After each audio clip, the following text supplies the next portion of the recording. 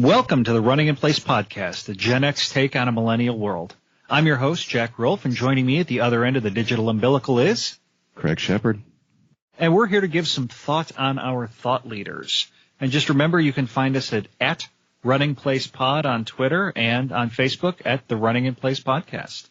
And here today, this evening, or whenever you're listening, we're kind of here to talk about our thought leaders and kind of what's going on in the world and maybe what's a little different than possibly when we grew up or when we started deciding what was going on in the world and kind of about how the rules have changed over time.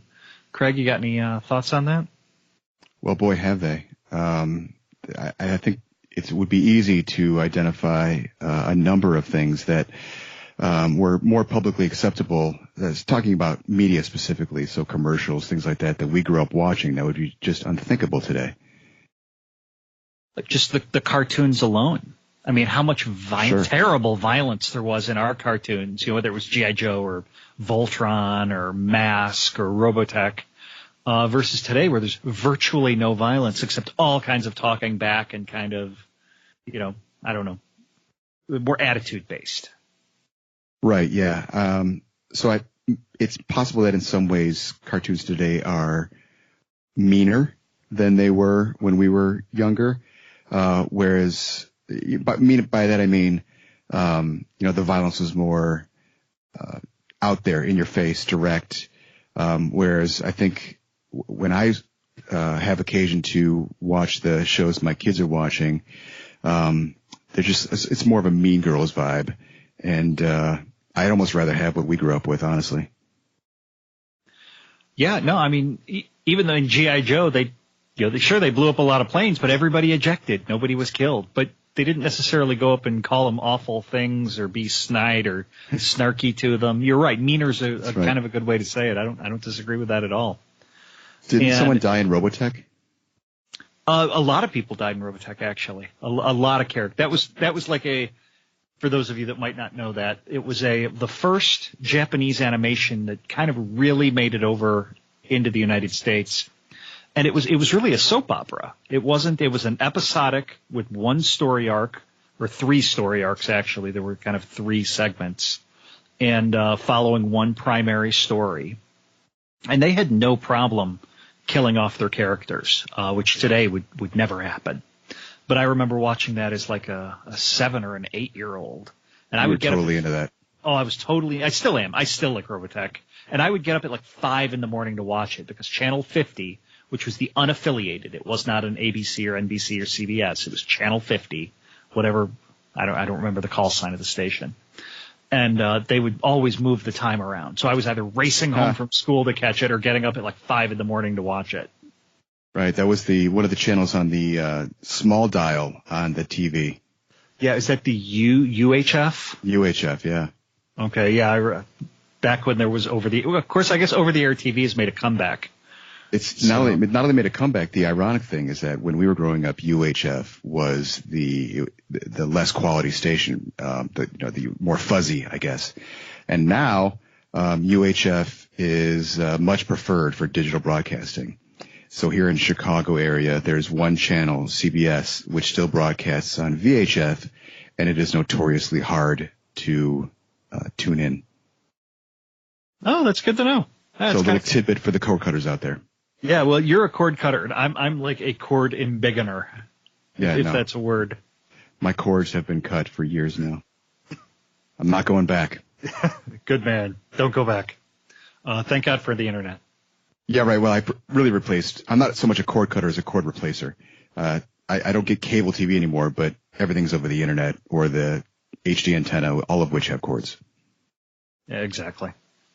Well, one of the things we wanted to touch on tonight was actually how things are changing in the workplace. I mean, we have the Me Too movement. We have all of these things going on right now that were not things when we were young necessarily, or even when we were in college, even in our first part of our careers. These, not to say that, I guess I hesitate. I have this cringe moment where I'm not saying that what people, what the criminal things did were right. I'm not suggesting that.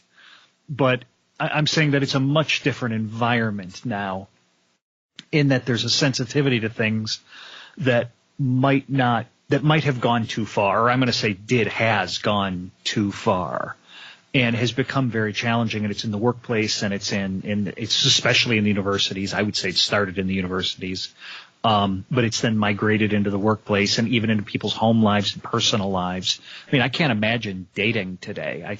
I would be appalled by that. But maybe that's just because my only concept of dating is what I see on TV, which is pushed by these thought leaders. And maybe it wouldn't be like that. I don't know. I find that very challenging, and yet I don't have many single friends that can tell me if my understanding is accurate or inaccurate.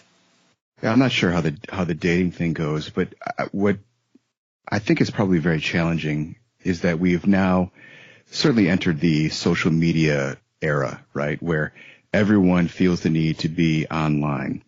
And when you take a Gen Xer like you or I, and you put us online, what can happen is that if you say something unpopular, people will then, there's an opportunity to judge you and disparage you based on things that you said when you were 20. And we're seeing that all the time. We're seeing old yearbooks come up. We're seeing things that at the time may have been on the edge of acceptable, but really weren't career ending or considered that taboo. Otherwise, they wouldn't have done it in the first place. And those things are being judged with a 2019 lens. And many people seem to have been brought down recently through doing that. Well, a phrase that I don't think I've coined this, although it would be awesome if I did. It's kind of the thought of, I'm offended, so it must be offensive. Well, if you're offended, that's one thing. I'm not sure that necessarily makes what they did offensive. It just means that you took it that way. But it immediately turns into, well, it's my truth. And if it's truth, then it must be true. In fact, I've got offended. Go ahead. No, go ahead. Just being offended has gained such power, or so perceived power today. I have to think that this is going to turn around. But right now, saying that I'm offended is enough to bring down some top people. That's all it takes. And so the more sensitive you are, the more power you have. Well, I've got a clip, and I think a lot of this Tempest in a Teapot has really started on university campuses. And Jerry Seinfeld came out years ago and said comedians can't play universities anymore. Said the students aren't funny. The students don't know what comedy is. They're offended by everything you say. Even if they are offended, they can't brush it off. It has to become a cause. And you can't play it anymore. So he said that, 5 years ago or more maybe? Mm-hmm. And ever since then, it's just become more and more robust. And here, let me play a clip. And this is from WISH TV in Indianapolis, and this is about Notre Dame University. Hopefully this plays. Of Notre Dame will no longer display its Christopher Columbus murals. News 8's Emily Kinzer is here to explain why that change is happening. Good morning. Yeah, good morning to you both. The decision comes just in time as Notre Dame plans to celebrate the Martin Luther King Jr. holiday and Walk the Walk Week at the university. University of Notre Dame President Reverend John Jenkins released a letter saying he's heard conversations in recent years about the Christopher Columbus murals painted on the walls in the school's main building. The paintings you see right here in this video depict Columbus's voyage to America. They've actually been displayed on the school's walls since the 1800s, 1880s to be exact. They'll soon be covered up with the material and no longer regularly displayed. Reverend Jenkins said in a statement, in recent years, however, many have come to see the murals as its best, blind to the consequences of Columbus's voyage for the indigenous peoples who inhabited this new world, and at worst, demeaning toward them. The university president says he'll be establishing a committee to decide where to display those murals of. So here it is, a major American university just taking something incredibly historic and I guess in theory priceless in terms of the art side of things, and just saying, hey, we're kind of sensitive to this now, so we're just going to make it go away. even though it's been here forever. Not even, like the U.S., not Forestry Service, U.S. Park Service has put, contextual signs next to things that they didn't like, saying, hey, this was what it was back in the 1700s, but, the context has changed. They're providing a little context. Well, and this is just another example, of which there are many, of deciding that someone is unworthy of praise, or that they are, as a person, worthless because of something they've done. So, another example is Louis C.K., let's say. I've been to several Louis C.K. shows. I think the guy is hilarious. I would go to one today if he was still performing. I don't know if I'm supposed to. I don't really care if I'm supposed to. But because he did some heinous shit, you're not supposed to like him anymore. And I think that's something that seems to me to be something that's new. I don't remember it being like that when we were younger. And when people did bad shit, you could still like them for the good shit they did. Well, yeah, and the funny thing is I'm trying to think back and think of people that did, like Pee Wee Herman. The only one that I can really jump back in time is Pee Wee Herman. Can you think of any others from back when we were young? So are you talking examples of people who just had to fall out of public life, or people who went on? Well, both. Well, one thing people probably don't know that I found when I was looking into research for this is Rob Lowe. Made a sex tape with a 16-year-old. With an underage girl. He committed, what would that be called? Statutory rape? Yeah, I mean, there's a word for that, rape. And so rape. This is someone who committed rape, which is, it's always bad, right? But it seems to have expanded in definition and impact now. And he went on to have a wonderful career. He laughs about it today, apparently. Well, I'm trying to, that was at the 84 Democratic Convention, right? Or was it the 88? It might have been the 88 Democratic Convention. He was in a hotel room at one of the Democratic conventions and videotaped himself. I think he videotaped himself with the underage girl. I believe that's where it was. Yeah. But yeah, I mean, he wasn't shunned or anything. He dropped off. He dropped off for a little while, but he certainly came back. Even Pee Wee Herman came back. Yeah. I don't think Chuck Berry got caught putting cameras in women's restrooms. That's true. Well, and we're still allowed to like Chuck Berry. I think we are. Well, and another example, if we're going to go back in the 70s. Boy, does the game change. And that's why I think some people are being very, very quiet, is lead singer from Aerosmith, Steven Tyler. You met him. He had a girlfriend that he took on tour that I want to say was 15 or 16. Jeez. Or a series of them. And Ted Nugent actually had his, and again, I'm going to, the details on this I don't have them perfectly down, but I believe his girlfriend was 15 or 16, and he had her parents name him as her guardian for him to take on tour and live with him and be his girlfriend. So when she called him daddy, there was like a double entendre there. Yeah, it was both figurative and literal. Yeah. So, I mean, if we jump back that far in time, things changed. I mean, things were radical. The Rolling Stones, the bass player, Bill Wyman, I don't think I'm saying his last name right. He married his uber young teenage girlfriend. I don't know. Well, Kevin Spacey basically did the same thing, only with dudes. Like, he was with young dudes. I guess he was a little forward or a little aggressive with them. But I don't think that anyone was claiming forcible rape or something that would be more horrifying. I think it was just statutory, and yet he's now out. You can't be a Kevin Spacey fan anymore. He's not on House of Cards. So I think we're judging more harshly today. With Kevin Spacey in particular, you don't see Kevin Spacey movies played anymore. Right. if you're Brad Pitt and you're like, I was the star of Seven, but because Kevin Spacey was the bad guy, they don't play my movies anymore.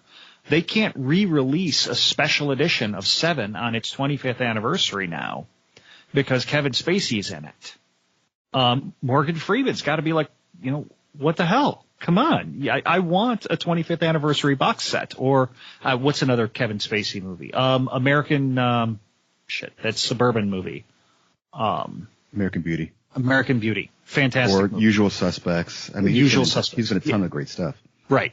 I mean, no more box sets, no more special edition, no more Criterion editions. If he's in it, that is now completely off the radar. So and it's tainted. It's tainted. It's tainted product. I mean, like another example, I think Bill Cosby himself, that hour-long special or whatever it is one of the funniest 60 minutes that have ever been recorded on television. And I don't think you're supposed to like it anymore. I feel like we should be able to acknowledge that the guy is funny. I don't have to like the guy to think that he's funny. But I think if I were to in polite company talk about how funny Bill Cosby is, I think I'd be scorned for that. Yeah, Bill Cosby himself. I remember that. That was just him on a stage with a chair. And it was quite possibly one of the funniest 60 minutes ever created. It was hysterical. And it was good. The whole family could watch it. It wasn't like Eddie Murphy, like Delirious, which was great, which was hysterical, or Richard Pryor, who was wonderful. But you could have a whole family watch the Bill Cosby and everybody would think it was funny.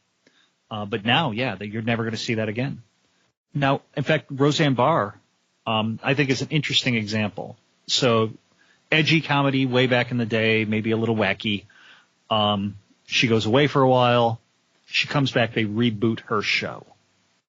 The show's on for, I don't even think it made its whole season.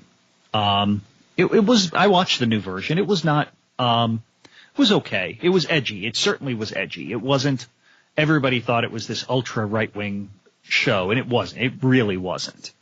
But then I had started DVRing the original series from way back in the day. My mom and I used to watch Roseanne. My mom loved Roseanne. And so I was replaying it periodically and letting the kids watch it so they would kind of see what, the comedy was or sitcoms were like back when I was young. And, of course, her drama comes out where she made fun of Valerie Jarrett.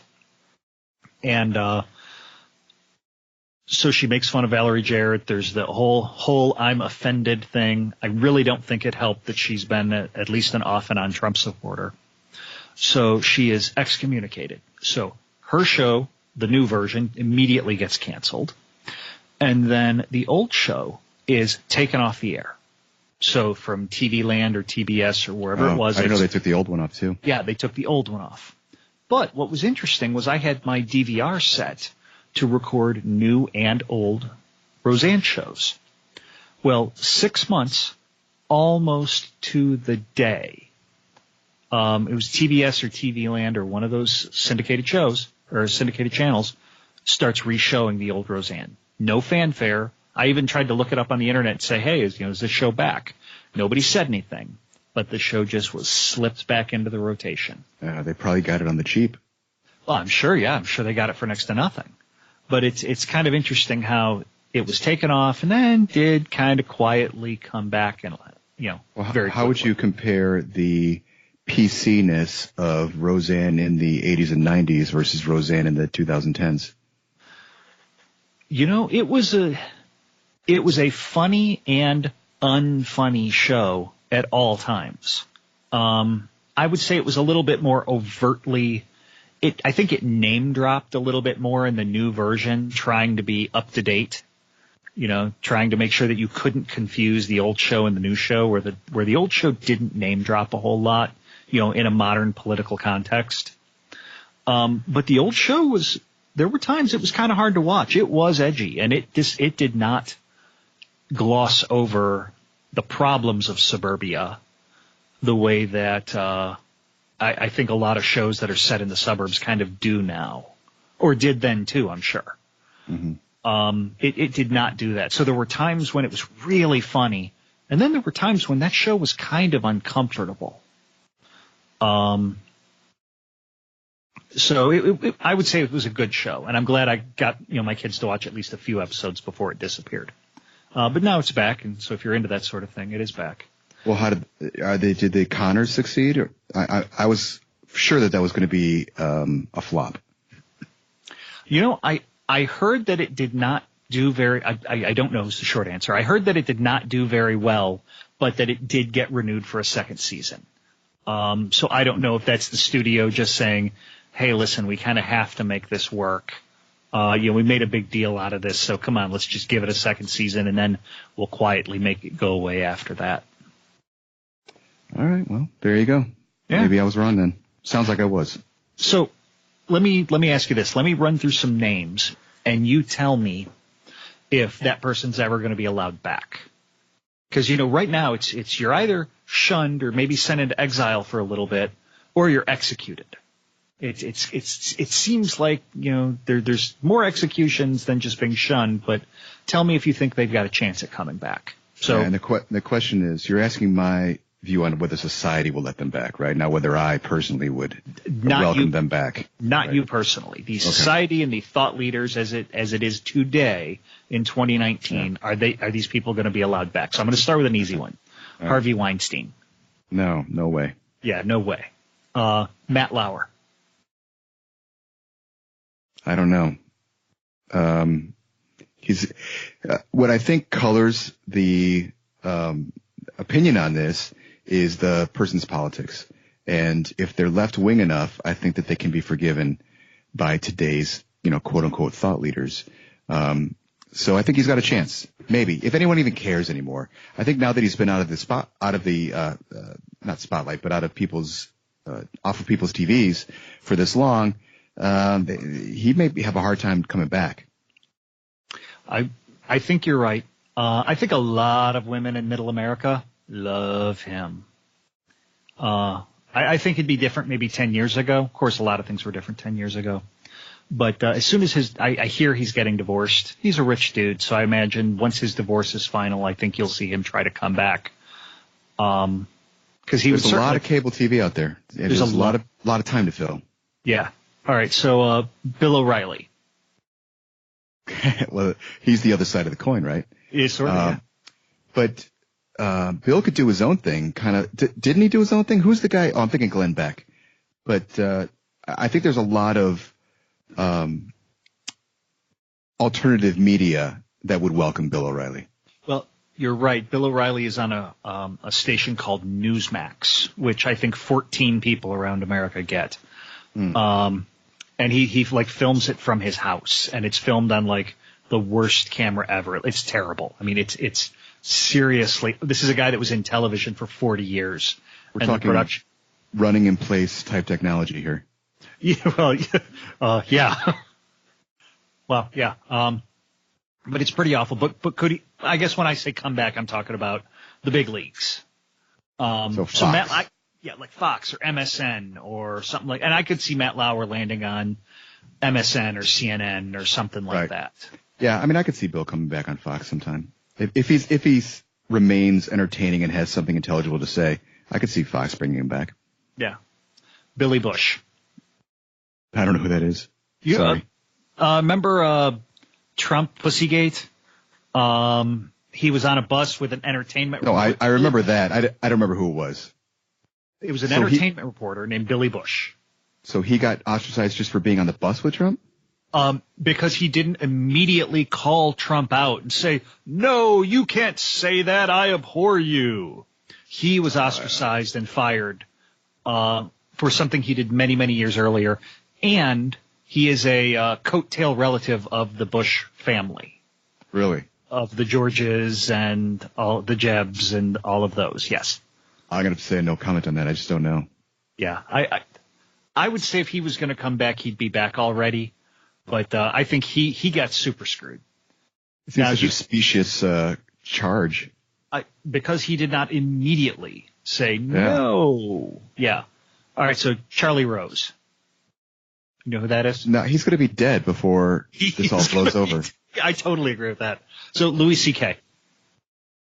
You know what? I don't know. I would have said yes if we had been doing this, say, 3 months ago, because I thought for sure he would be forgiven.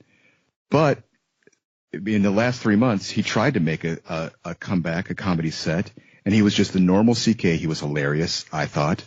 But the thought leaders, and by thought leaders, I think we're talking about people with way too much time on their hands behind keyboards and who aren't really leaders of anything, except maybe Twitter, thought some of his jokes were offensive and didn't think he was conciliatory enough. I guess in order for them to be accepting of Louis C.K. to come back, he's got to be someone who is not Louis C.K. So I would say that unless there's a societal shift, which I think probably will happen, but unless there is, if we're talking about the 2019 we're in today, no, he can't come back. In fact, he never could have started. Oh, no, he never could have started. He would comedy may die with this generation. Nothing may be funny again. That's probably a little exaggerated, but I don't know. I've still got Bill Burr keeps my hope alive. All right, so Jeffrey Tambor was the actor that was playing a transsexual, and you've seen him in a bunch of stuff. Do you know who he is? Yeah, he was the There's Always Money in the Banana Stand guy, right? That's the guy. Arrested Development, yeah. Yes, that's the guy. Funny guy, a little bit on the dry kind of intellectual humor side. And he was apparently made jokes on the set that made a couple of ladies feel uncomfortable. But it seems like the thing he was really kind of punished for was that he was not a transsexual. He was a straight man playing a transsexual and was on a show. You're using outdated language. I don't think people say transsexual anymore. I thought you could say that. I think it's just transgender. We used to have a few. Well, I'm not sure. We used to have transvestite. I know we can't say that anymore. Yeah, you can't say that anymore. I think transsexual is also among the things that is. I think it's all just transgender now. Oh, okay. Well, he was playing a transgendered person when he was not a transgendered actor. Yeah, he did not himself identify as a woman. Yes. And, well, that'll learn you. There you go. So I think he may be allowed to come back. He's one of them that I think will probably get away with it. Well, he's also getting old, though. He may be just done with this shit. Yeah, he may be. You got that right. Well, and what leads me to, because we can sit here and play the card game of who gets to come back and who doesn't, but we have a very contemporaneous event going on right now. We have the governor of Virginia that there is photographic evidence and personal testimony of him in blackface. And now, he says he's not in the picture, but does admit doing it. You have then the lieutenant governor, also of Virginia, who also appeared. No, the lieutenant governor was sexual harassment. Right. And then the attorney general, who also admitted that he had worn blackface, although I don't believe a picture was ever. I think he just came out and said, "Hey, folks, I did this too." Before anybody goes and finds a picture, I did it too. Yeah. I haven't seen a picture. So you have, there's something in government called the line of succession. And it's supposed to be, okay, government has to keep running no matter who is, in or out. There is always an executive that can run whatever government it is that you have. So if you lose the governor, you get the lieutenant governor. If you lose the lieutenant governor, you get the attorney general in Virginia. And if you lose the attorney general, you get the Speaker of the House. So governor, Democrat, lieutenant governor, Democrat, attorney general, Democrat, Speaker of the House, Republican. So as soon as I thought the governor was going to be forced to step down.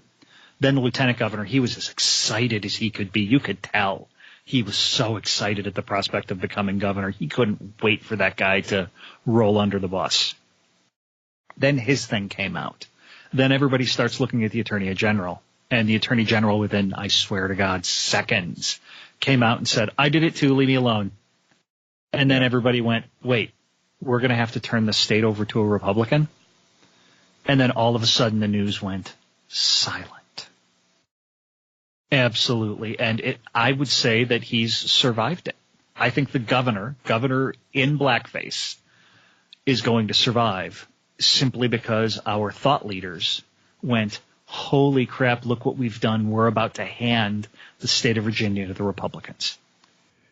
Well, how do you suppose this affects their strategy of going after, the Kavanaugh strategy of going after things that are 30 years old to disqualify people in the here and now? If they let the governor go, do you think that they are self-aware enough to realize that the jig is up on this? Yes, I do think I think they are self-aware. And I mean, you can almost hear the cognitive dissonance going on of them saying he's got to go, but we can't lose him. And I think they're going to have a very hard time with that. And I think they may let him go, and the lieutenant governor and the attorney general. Because something I've wondered about, and again, this is my conspiracy theory. All right. So I've got my tinfoil hat on. Something that I have wondered about with this is this a de facto or de jure conspiracy to kick boomers out of office or out of positions of power, whether it's in Washington or whether it's in New York or whether it's in Hollywood? Is this the background of it really the millennials, and probably some Gen Xers too, but I think specifically the millennials, saying we finally found a lever to get these old people out? That's an interesting theory, but I'm not buying it. I think this is simply a natural and inevitable consequence, an unfortunate consequence of identity politics. This is where it has to go. So when you judge, when everyone fits into a group and it's only your group that can do good things and the other group cannot do good things, this is where you end up. So it starts with, Thomas Jefferson isn't great because he owned slaves, and then it's Brett Kavanaugh can't be the Supreme Court justice because he may have had an awkward moment with a teenage girl 30 years ago, and you can't, once you're in for a penny and for a pound, you can't turn it on and off. So you've got to say that this guy today, if he did anything racist, if he made an unfortunate costume decision 30, 40 years ago, he's out too. So it's only our side or the other side, and anyone who's done anything wrong is out and is unpersoned. I think that's an inevitable consequence, and I'm hoping that because of that, because we've now gone down that slippery slope, that's what's going to turn this around. I hope that's the awakening that we need. So you think this is a fire that could burn itself out? It's just going to go too far one day, and then everybody's going to be like, "Whoa, wait a minute." They're going to run out of heroes because everyone has done something. Everyone's made an off-color joke. Everyone's done something they're ashamed of. Everyone's been a little sexist. It's no one can be held up to their standard. Well, and what I don't really get, well, all right, unrelated but kind of unrelated, was I watched a documentary last night on the band Chicago. I like the band Chicago. I've seen them in concert a bunch of times. There's a documentary on Netflix that's really surprisingly well done. And one of the musicians is talking about being a musician in the late 70s. And he says, "Oh my God, thank God there was no Twitter and no Instagram and no TMZ back then." He goes, "Or none of us would be here right now." Well, I felt the same way about growing up when I was in high school. I did stupid shit. You did stupid shit. You did less stupid shit than I did. But it wasn't – we didn't have all of our stupid shit broadcast to everywhere and lasting forever because the internet never dies. So I am convinced that if there were cameras on us the way that there are cameras always on high school kids today, that neither of us could ever run for public office. We probably can't run for public office anyway. But there would be a lot more stuff. Everyone has stuff. Not that we were particularly bad, but everyone who grew up in the 80s, if they had been filmed at the rate that kids are filmed today, they'd all have skeletons in their closet. I wonder what the trigger is going to be that burns it out. Because I don't think the governor of Virginia is going to be it. But, is it going to take, somebody pulling up video of Barack Obama saying something awful or Brad Pitt saying something awful? Or are they going to get a pass? I don't know. That's where I sit here and say, how does it – I don't think it's as hot now as it was. Like back when the Harvey Weinstein thing was going on, it seemed like somebody every other day was going down. Yeah. Now it's backed off from that. But the New York Times list that I actually pulled most of my list from, and we only went through a couple of people on the list, had, I think, 201 or 203 names, mostly political and business leaders. This was just, I just pulled out some of the entertainment people. If I had to guess, it would be the right using the left's tactics to bring down someone more important than the Virginia governor. So maybe the 2020 Democratic candidate or something like that. It's just so easy. Well, I don't know why they wouldn't do it. So whoever the 2020 candidate is, someone's going to come out of the woodwork and say, something happened. This candidate did something 20, 30 years ago. The right is going to use the exact same thing that the left did.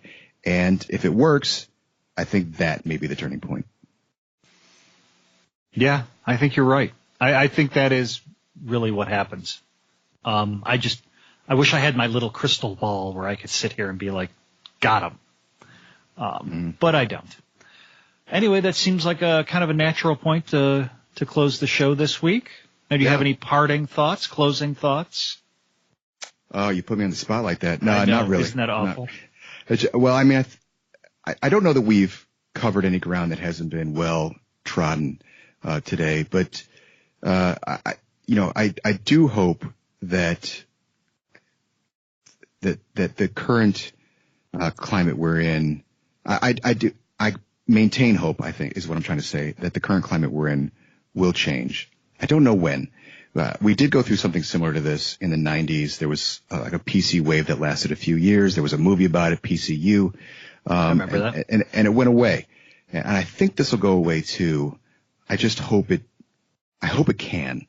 If it can't, it's becoming less and less a world that I want to be a part of. So I remain cautiously optimistic. I just don't know when that change is going to happen. Well, I always wonder when somebody's going to really, go galt. And you're going to have a famous actor or a famous director or a famous thought leader or a famous celebrity that's just like, folks, I made a mountain of money. I'm out.